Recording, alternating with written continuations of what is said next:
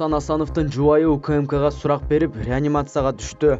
Ички иштер министринин мурдагы орун басары президенттикке талапкер болгон Курсан Асановдун жубайы Гүлнара Үсөнканова суракка келгенде өзүн жаман сезип, ооруканага жаткырылды. Улуттук коопсуздук боюнча мамлекеттик комитеттин басма сөз кызматы кабарлагандай, ал 11-январда суракка келип, ошол жерде өзүн жаман сезген. УКМКнын аскердик медициналык кызматынын дарыгерлери анын абалын карап, медициналык текшерүүдөн өтүүнү сунуш кылышкан. Үсөнканова Юрфа диагностикалык борборунда текшерилип, адистер стационардык дарылоону сунуш кылышкан. Ал улуттук госпиталга неврология бөлүмүнө жаткырылды. Анын адвокаты Талайгүл Токтокунова бул маалыматты бышыктап, Үсөнканова инсульт болгонун, азыр реанимацияда экенин билдирди. Анын айтымында атайын кызматка суракка адвокатсыз барган. УКМК 7-январда Курсан Асановдун жубайын алдамчылык боюнча шек саналып жатканын жана ага карата сотко чейинки териштирүү иши башталганын билдирген. Асанов 6-январда КТРКда өткөн дебатта өзүнүн жана үй бүлөсүнүн укуктары бузулуп жатканын айтып чыккан эле. Анын шайлоодогу ыйгарым укуктуу өкүлү Айгелем Нурбек кызы 8-январда тараткан билдирүүсүндө УКМКнын материалдарында талапкер Курсан Асановго каршы үгүттүн белгилери бар экенин айткан.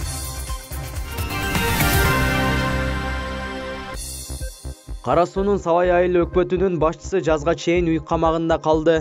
Ош облустук сотунун Кара суу районунун Сабай айыл өкмөтүнүн башчысы Мунарбек Сайпидинов 11-мартка чейин үй камагына чыгарылганын билдиришти. Үй камагында болгон учурда ар күнү саат 22:00дөн 6:00гө чейин жашаган жери Ош облусунун Кара суу районунун Сабай айылындагы үйүнөн сырткары чыгууга тыюу салынды. Тергөөчүнүн биринчи чакыруусу менен келүүгө, жашаган аймагынан сырткары чыкпоого милдеттендирилди деп айтылат маалыматта. Ош шаардык соту 13-январда Сайпидиновдун бөгөт чарасын жабык караган. УКМК 11-январда Мунарбек Сайпидиновду кызмат абалынан кыянаттык менен пайдаланууга шектеп кармаган. Мекеменин басма сөз кызматы тараткан маалыматка ылайык, айыл өкмөт башчы мектептин спорт залынын курулуш иштеринин суммасы 1 миллион сомго негизсиз жогорулатканы аныкталган. Ошондой эле аталган объектинин сапатсыз жасалганына карабай пайдаланууга уруксат берген. Мындан сырткары Ош шаары жана Ош облусунун айбагында уюшкан кылмыштуу топ түзүп, ар кандай жосунсуз иштерге барганы боюнча сотко чейинки өндүрүш жүрүп, бул ишке күбө катары сурак берүүдө. Парламенттик шайлоодон кийин төңкөрүлүштөн кийин УКМК Сабай айыл өкмөтүнүн башчысы Мунарбек Сайпидиновдун иш бөлмөсүнө тинтүү жүргүзгөн. Көп өтпөй Сайпидинов комитеттин төрагасы Камчыбек Ташиевке кайрылып, ага карата саясий куугунтук болуп жатканын билдирген. Ал эми Ташиев Сайпидиновду кабыл алгандан кийин УКМК саясий жана башка мотивдер боюнча куугунтуктоо менен алектенбей турганын билдирген. Анын эртеси күнү Сабай айылынын депутаттары Сайпидинов аларды коркутуп, басым жасаганына даттанышкан.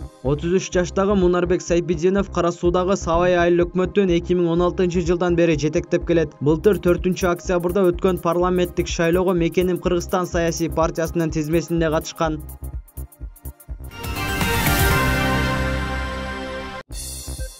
Коронавирус пандемиясынын пайда болушуна 3 миллиардер айыпталууда. Перу өлкөсүнүн соту акшылык миллиардерлер Джордж Сорос, Стивен Рокфеллер жана Билл Гейтске коронавирус пандемиясынын чыгышына тиешеси бар деген айып такты. Бул тууралуу дүйнөлүк басылмалар жазып чыгышты. Маалыматка караганда, алар мындай чечимин кылмыш процесси COVID-19 пандемиясынан улам ордунан жылгыс болуп калгандыгы менен түшүндүрүшүүдө. Өкүмдө коронавирус пандемиясы дүйнөнү башкарган кылмыштуу элита тарабынан түзүлгөн деп айтылат. Жаңы дүйнө тартибин курган Билл Гейтс, Джордж Сорос, Стивен Рокфеллер сыяктуулардан башка бир дагы өкмөт же бир киши же юридикалык тарап пандемия күтүлгөн нерсе болчу деп айта албайт. Аталгандар аны өтө жашыруун шартта башкарып келишкен жана башкарууну улантууда деп айтылат соттун токтомунда. Ал эми айыпталуучунун жактоочусу апелляциялык соттун чечими жокко чыгарылат деп ниеттенүүдө. Ал чечим ишке тиешелүү аргументтердин ордуна күмөн санаган билдирүүлөргө таянып жатат деп эсептешет.